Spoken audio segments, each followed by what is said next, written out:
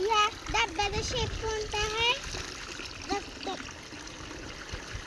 Rectangle. काय म्हणायचं? Rectangle. हा. आता मला विचार, त्या कशीचा शेप कोणता आहे? त्या कशीचा शेप? या हा. त्या कशीचा शेप हरण. हरण नाही म्हणत बाळा, त्याला म्हणतात सर्कल. काय म्हणतात? सर्कल. काय बोलतात? सर्कल. सर्कल.